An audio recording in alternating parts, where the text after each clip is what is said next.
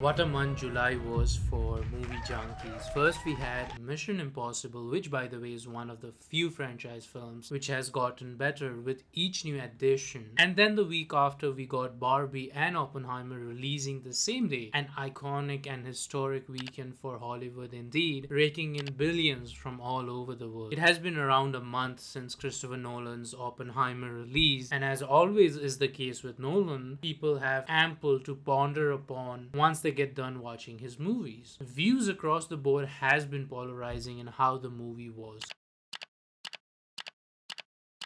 or more so the satisfaction of audiences seems to be tied around the preconceived notion of what you expected going into the movie versus what you got. Right off the bat, it is true not many are going to have a ball watching this movie, especially if people are used to getting easily disappointed if they don't get what they expected. It's not a movie about the atomic bomb, anything bomb related at all, if you will. This movie is about Julius Robert Oppenheimer. As Nolan always does with his movies, the strongest of clues, the most important piece of the puzzle, is always in the details, staring right in front of us. The entire movie is titled Oppenheimer. Not the little boy, not World War II, not Japan's doom, but Oppenheimer, the person who was behind the atom bomb. Why would the movie be anything else but him? Why would we, the audience, knowing the movie title, think there could be anything else other than Oppenheimer? This is something that we all have been guilty of. We see Christopher Nolan, we see memes about how he's going to blow up the entire theater with real bombs, and in all fun, it did help to fuel the anticipation and excitement among early adopters. However, that might also be the reason why people are disappointed having seen the movie and not getting what they would have liked to see in the big screen. And lastly, if you're someone who does not have the slightest idea who Oppenheimer was, what he did, some history, some basic science, not going to lie, this movie might feel the longest 3 hours that you have spent in a theater, and you're going to feel lost halfway through trying to keep up with Nolan's non-linear storytelling and at the same time trying to understand the conversations filled with words like fission, fusion, isotopes, chain reaction, use of uranium, plutonium, hydrogen in making a bomb. And believe me, this movie is filled with conversations a lot more than with action set pieces. Now that we have talked so much about why you would not like this movie, it's also important to look at the bright side. If you are someone who has appreciated Nolan's body of work and has some basic interest or knowledge on science and history, let me tell you, this movie is going to be everything you would expect in a masterclass of storytelling. The art of keeping viewers engaged even in the simplest of dialogues without much action, the dexterity of translating a human experience through virtual screen with the use of exhilarating background score and visuals that stay with you long after you come out of the theater. Wow, Nolan, thus again, with his work of art, has proven why people fell in love with cinema, why going to the big screens really elevates your experience, and why art is a never-ending love of humans.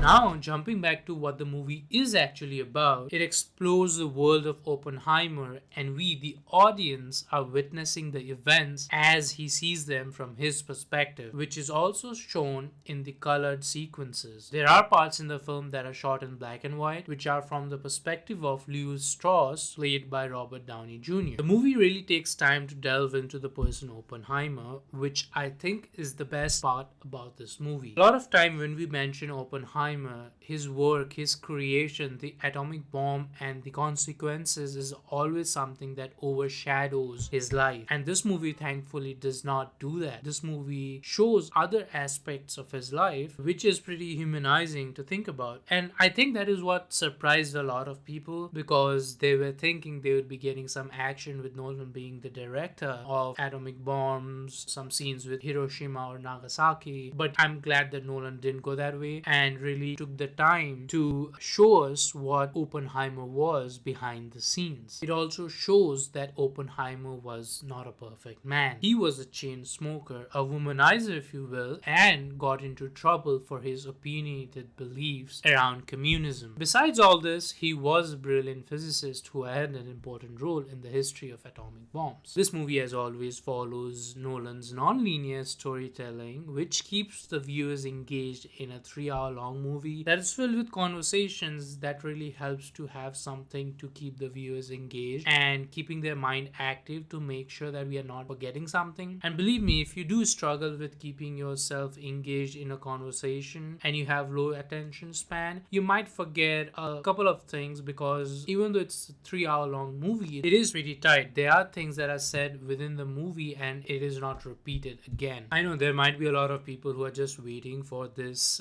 to have a digital release so that they can go back and rewind few scenes just to understand what is being said. There are a lot of nuances, as is with Nolan's movies. He thinks the audiences are smart. His movies cater to a certain type of audiences where he does not spoon feed information on what he is talking about. So there will be terms thrown around, like I mentioned earlier. There will be terms like fusion, fission, isotopes, chain reaction, near zero, almost zero, mathematical equations and stuff. But I'm also glad that that is not the focal point of this movie, because he also understands not many people might be interested in that. This movie overall has a great background score, really elevates your experience, especially watching it in IMAX has a very memorable feel to it, because there are scenes where people are screaming and that stays with you even after the movie ends. And I think that is what my personal best scene of the movie is. The scene at Los Alamos, when word has come back that the bomb has been successfully dropped on Hiroshima. He goes out for a press conference and he's like, hey, we did this job and this should have been done earlier to stop the war. But then right after that, there's a scene where people are stamping the wood, and that rambling sound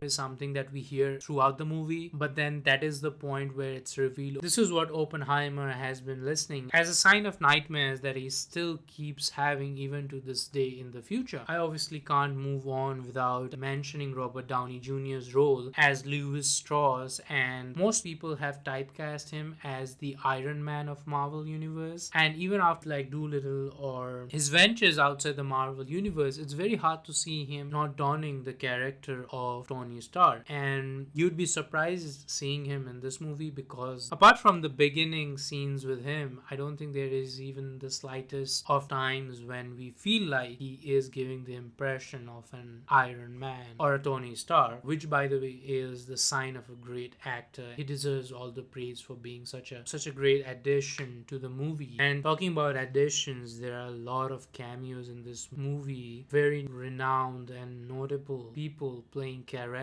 that are not even there for a minute, and that just goes to show the reputation Nolan has built throughout the years, where people just want to have a movie with him no matter how much the screen time is. The ending sequence kind of reminded the famous phrase from Prestige, which goes something like, because making something disappear isn't enough, you have to bring it back. That's why every magic trick has a third act. The hardest part, the part we call the press, that was the last scene of the movie where the trick was brought back, which started the whole thing where Downey's character starts building everything and going against Oppenheimer. The movie ends when it is revealed what exactly happened between Oppenheimer and Einstein, which was misheard by Louis Strauss, thinking it was something related to him. It was not even remotely related to Downey's character. He misheard it, and then that leads to a whole lot of chaos in the end. But the ending scene when Oppenheimer confirms with Einstein that they might have indeed started a chain reaction, the camera pans at Oppenheimer while he stares at us right into our soul, letting us know that this is not about the movie anymore, and we have indeed started a chain reaction of wars and hatred and crimes in real life as well. That is such a Nolan way of ending the movie that even after the movie ends, people are just like, what the hell hell did we just watch and then go and watch Barbie and have the same reaction at the end? That was the video, guys. Thanks a lot for staying till the end. Let me know what you guys felt about the movie in the comments below. See you in the next one.